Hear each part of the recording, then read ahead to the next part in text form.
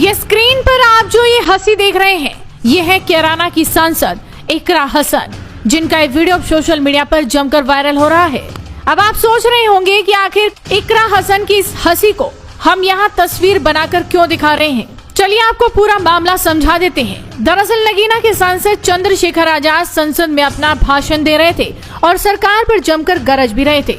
उन्होंने महाकुंभ से लेकर उत्तर प्रदेश में दलित बेटी के साथ दुष्कर्म करने वालों को लेकर जमकर बोला, लेकिन इसी बीच कैमरामैन की नजर पड़ गई कैराना सांसद इकरा हसन पर।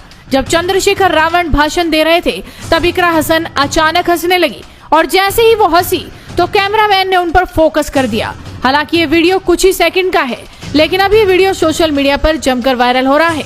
आपको बता दें कि इकरा हसन की फैन फॉलोइंग इतनी है कि इसका अंदाजा आपने दिल्ली चुनाव को लेकर लगा लिया होगा। जब वो आम आदमी पार्टी के लिए प्रचार के लिए उतरी थी, उनकी एक झलक पाने के लिए लोगों की भीड़ सड़कों पर उमड़ गई थी और आज संसद में उनकी हंसी का वीडियो भी सोशल मीडिया पर खूब वायरल हो रहा है। वहीं नगीना के सांसद चंद्रशेखर रावण ने क्या कुछ कहा, आप जरा वो भी सुन लीजिए।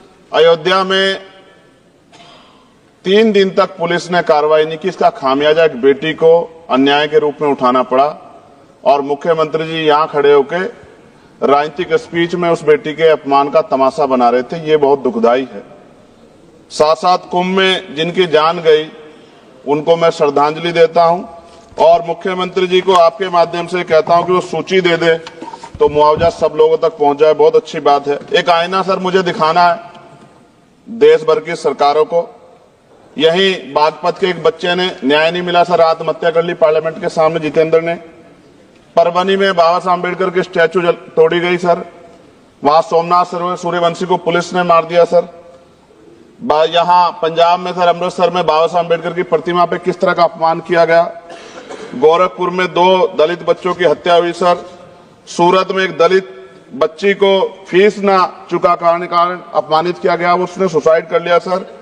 झुंझुनू में राजस्थान में एक बच्चे की पिटाई की गई मटकी छूने पे सर दोबारा। कठुआ जम्मू में सर एक नाबालिग बच्ची का सामूहिक बलात्कार किया गया सर।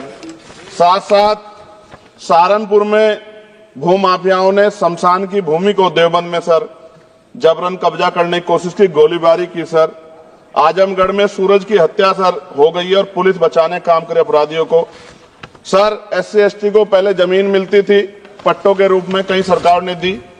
उन जमीनों को पहले तो दबंगों ने कब्जा के रखा और अब उन जमीनों को सरकार भी छीन रही है सर।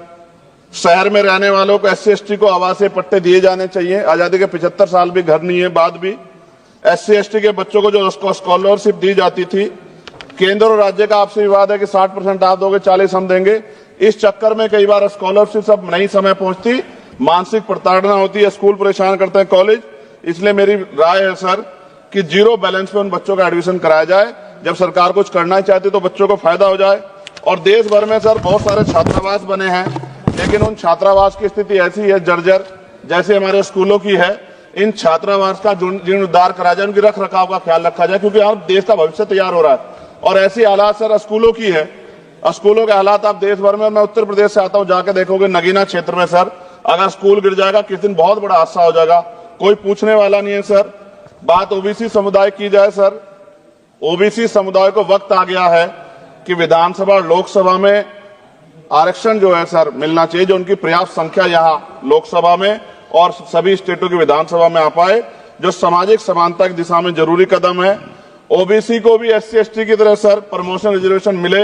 अब माहौल तो जो लोग हमारे लोगों की हत्या कर रहे हैं, माहौल वो खराब कर रहे हैं, जो न्याय की लड़ाई लड़ रहे हैं वो खराब कर रहे हैं। जिनको ये भय है कि चंद्रशेखर के आने से न्याय की में जो रुकावट है वो खत्म हो जाएगी, न्याय आसान हो जाएगा, वही लोग इस तरह ज्ञापन दे रहे हैं। हत्या उनको चाहिए कि गरीबों की हत्या बंद करे, वरना आने वाले कल में प्रधान भी उनका नहीं बनेगा, विधायक बनने के सपने तो छोड़ दें।